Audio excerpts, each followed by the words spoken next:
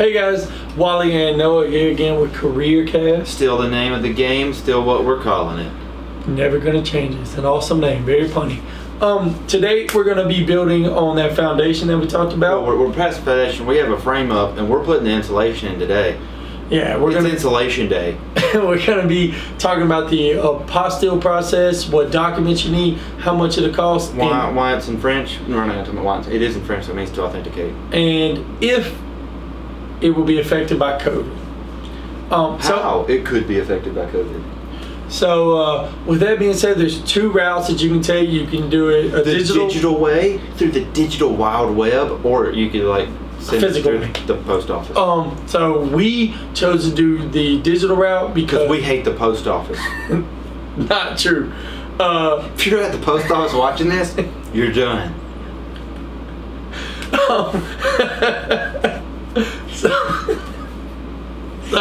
So we did it for the internet, and yeah, it just seemed easier. You don't have to pay unnecessary shipping fees. And you don't have to leave your house. You can just send emails, and it's faster.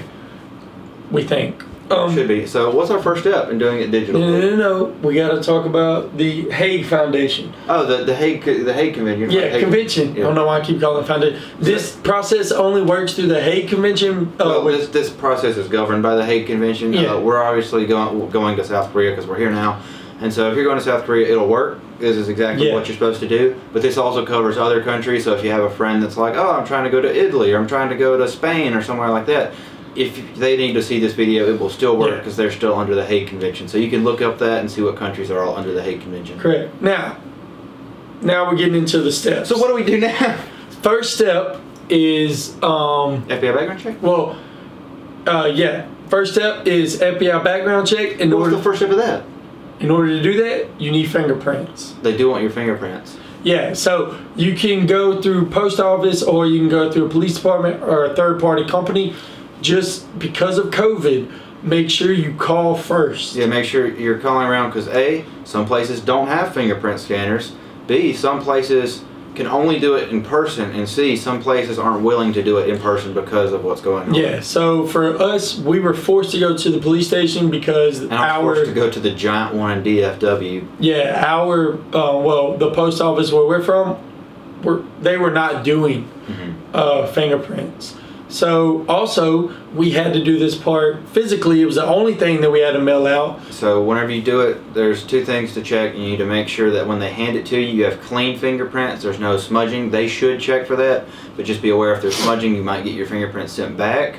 And then make sure that you confirm with them, if you're doing it electronically, the right address that they're sending it to. And then make sure that you, if you're sending it in person, write down the right address. Because yes. So for us, that was $25. It was $20 for the fingerprints. And then $5 to send off an envelope with your fingerprints. Yes. So once you do all that, and then to ship it off. So where are they shipping it to? You're going to ship it to Accurate Biometrics if you're like us. Yes. But you can send it to whoever you want, I guess. Yeah, whoever will process an FBI background check. We went through Accurate Biometrics. On the website, it says that they're not delayed by COVID. I believe. Is what it says as of this video. As of whenever I looked it up. Now, it took 3 days for the post office to get our fingerprints to Accurate Biometrics. It took Accurate Biometrics about a week to bring it back. But Wally, that's 10 days. What could you do in 10 days? I'm not setting up for I'm genuinely curious.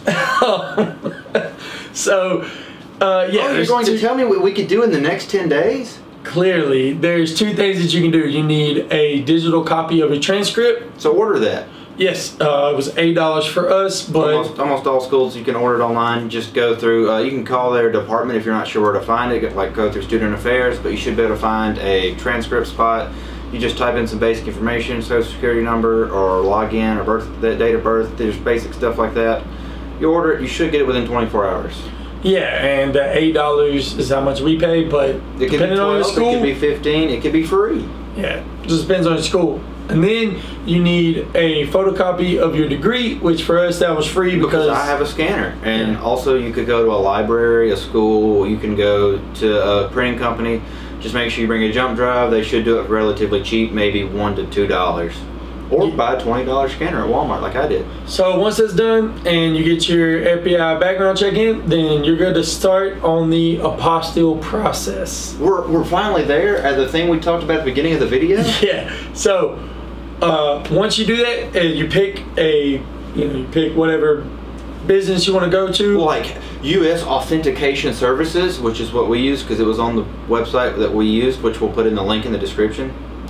And once you go to the website, you click on make a payment and it will send you to PayPal. And now, are there other options? You may be confused whenever it puts you on a thing where it just says make a payment.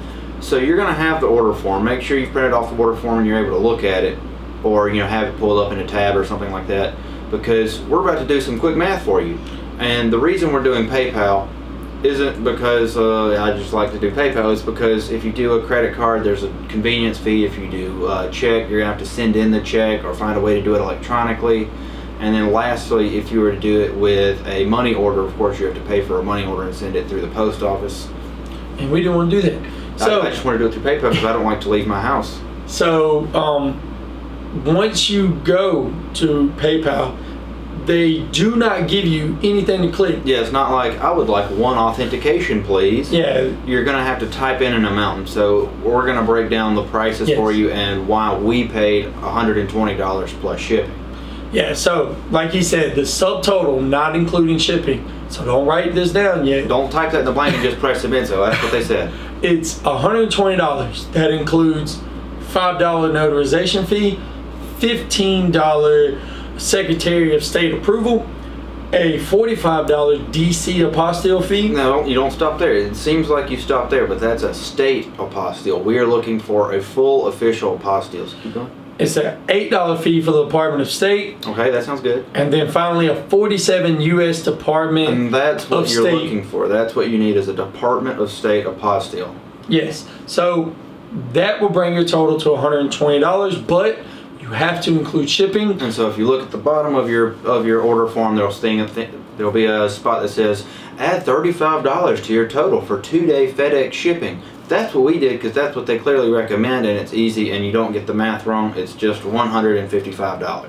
So $155 per person is what you can type in if you go through the $35 2-day FedEx shipping. Now, if you want to do another route, you can email them and you can ask them questions. We had to ask some questions to make sure we're sitting in the right price. And so don't feel like you can't talk to them or that they're not going to respond. They should talk to you. They responded fairly quickly. Yeah, fairly quickly. Now, how long does that take? Well, that's a good question. That brings us to... how long does it take? Oh, sorry, Did I miss my cue? Yeah, you missed the cue. So it took us 5 weeks. Here, I'll do the other half. You missed that too. Yeah. So it took them 5 weeks for us. Well, it took us 5 weeks for them.